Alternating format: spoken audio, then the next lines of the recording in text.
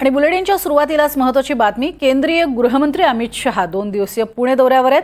आज अमित शहांचे पुण्यामध्ये 3 कार्यक्रम आहेत। गृहमंत्री अमित शहा यांच्या सगळ्या कार्यक्रमांना मुख्यमंत्री देवेंद्र फडणवीस, उपमुख्यमंत्री अजित पवार हे उपस्थित असतील।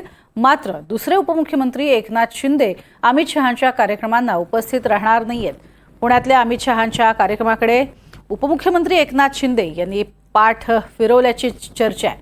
दुपारी 3 वाजता जनता सहकारी बँकेच्या हिरक महोत्सवी वर्षाच्या समारोपाला सहकार मंत्री म्हणून अमित शहा उपस्थित राहणार आहेत।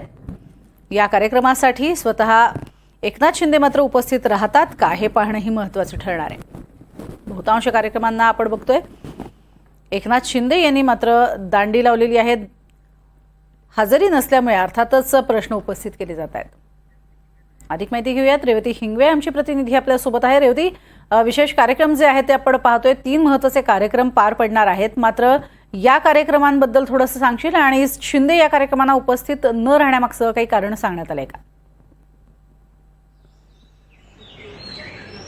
नक्कीच प्रज्ञा, आपण जसं बघतो की काल केंद्रीय गृहमंत्री अमित शहा हे पुण्यात दाखल झाले संध्याकाळी 7च्या सुमारास आणि त्यानंतर राज्याचे मुख्यमंत्री देवेंद्र फडणवीस हे देखील पुण्यात दाखल झालेले आहेत। विशेष बाब ही आहे प्रज्ञा की दोघेही जण एकाच हॉटेलमध्ये पुण्यातील कोरेगाव पार्क मधल्या वेस्टर्न हॉटेलमध्ये काल रात्रीपासून दोघं एकत्र आहेत आणि आज सकाळी जी सगळ्यात महत्त्वाची बैठक आहे ती म्हणजे गृह खात्याची पश्चिम विभागाची बैठक जी अमित शहा यांच्या अध्यक्षतेखाली होणार आहे।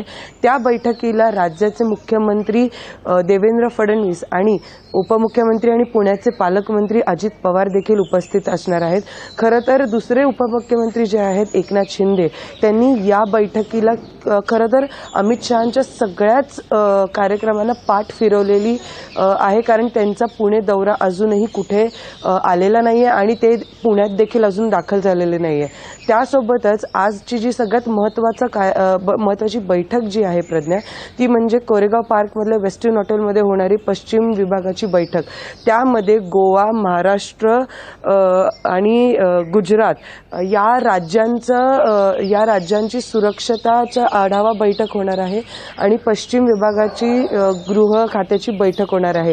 त्यासोबतच जे केंद्रशासित जे राज्य आहेत त्यांच्या देखील बैठका या पश्चिम विभागाच्या बैठकीत होणार आहेत। त्यानंतर 3च्या सुमारास पुण्यातील जनता सहकारी बँकचा हिरक महोत्सव समारोप समारंभ आहे हडपसरमध्ये।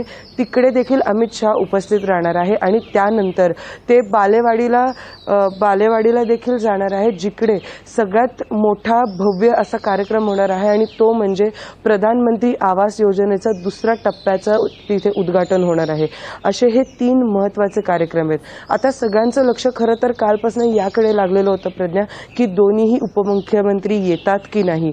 तर काल रात्री उशिराने अशी माहिती समोर आली की पुण्याचे पालकमंत्री आणि राज्याचे उपमुख्यमंत्री अजित पवार हे पुण्यात दाखल झालेले आहेत आणि ते सगळ्या कार्यक्रमांना उपस्थित राहणार आहे। परंतु अजूनही अशी कुठलीच माहिती समोर आलेली नाहीये की दुसरे उपमुख्यमंत्री जे आहेत एकनाथ शिंदे ते येतील की नाही।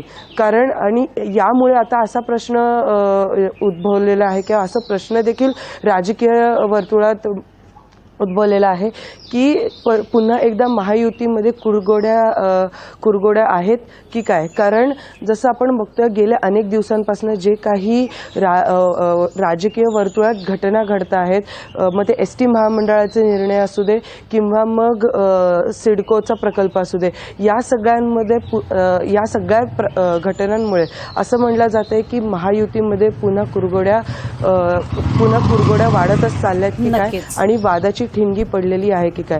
तर आता हे पाहणं महत्त्वाचं ठरणार आहे की या बैठकीत काय होतंय। नक्कीच, धन्यवाद या संपूर्ण सविस्तर माहितीसाठी रेवती।